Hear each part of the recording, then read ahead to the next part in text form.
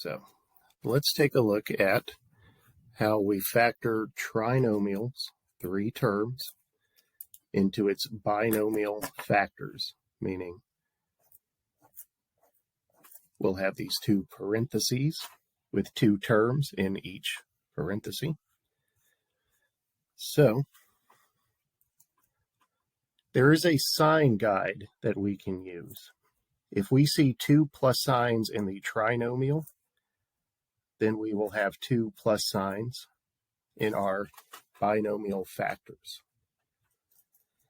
So we know we'll have 2 plus signs here. We also know that the only way to get x squared is x times x. So we're looking for factors of 10 that will combine into my b term of 7. So what makes 10? There's 10 times 1, and there's 5 times 2. So if my last term is positive, then we will have the same signs in our binomial factors, which means we are looking to combine into my b term of 7. 10 and 1 combines into 11, but 5 and 2 combines into 7, our b term. So x plus 5 times x plus 2.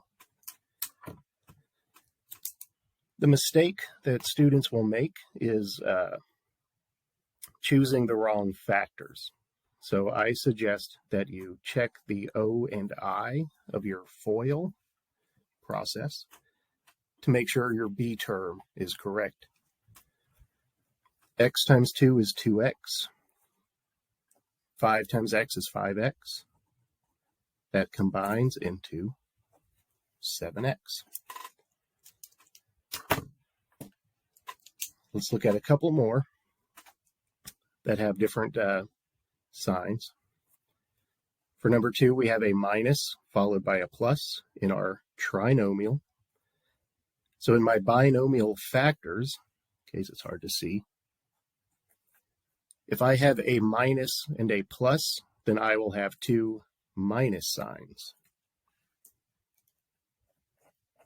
in my binomial factors. So what makes 12? A few things. 12 times 1, 6 times 2, 4 times 3. I want my terms to combine. Again, they're both negative. So I want them to combine into my b term of negative 8. 12 and 1 combines into 13. 4 and 3 combines into 7. But 6 and 2 combines into 8. So it's x minus 6 times x minus 2. And we can also use a factor by grouping, and that's going to help us when we look at factoring where a is not equal to 1. And it's the same process. We find our factors that combine into our middle term. Again, our factors that multiply into 12, but combine into negative 8. When we factor by grouping, that's when we have 4 terms. So negative 8x, I can break that off into negative 6x minus 2x plus 12. And now we can factor by grouping. On the left side, I can factor out an x, leaving us with x minus 6. On the right, we have to bring down this sign. We factor out a negative, and out of 2x and 12, I can factor out a 2. Negative 2x divided by negative 2, take it off to the side if you need to. Those cancel, we're left with just x. 12 divided by -2 is -6. So our parentheses match, and then the other pieces we factored out, x minus 2. Either way, we end up at the same answer. But again, it's important to understand factoring by grouping, because that's how we will have to factor when there's a coefficient greater than 1 in front of the x squared. So lastly, we'll look at this one. And again, in the sign guide,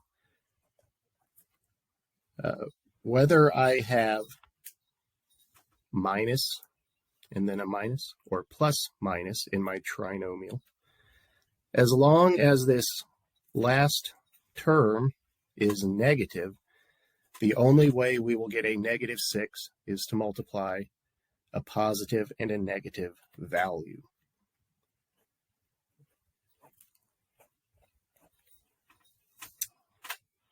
So we can set up our parentheses with 1 plus and 1 minus. I know the only way to get x squared is x times x. So here, rather than combine, because I will have different signs, I'm looking for a difference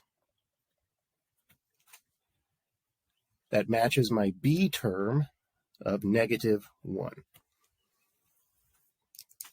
So what makes 6, just thinking about the positive numbers here, I have 6 times 1 and 3 times 2. I'm looking for factors that will have a difference of 1, specifically -1. 6 and 1 have a difference of 5, but 3 and 2 have a difference of 1. So another mistake that students make is to give the wrong factor the wrong sign. So if my b term is negative, I want the larger factor to be negative. If the b term is positive, we want our larger factor to be positive. But here our b term is negative. So out of 3 and 2, the 3 will be negative and the 2 will be positive. Again, it's easy to check our work. If we FOIL this out,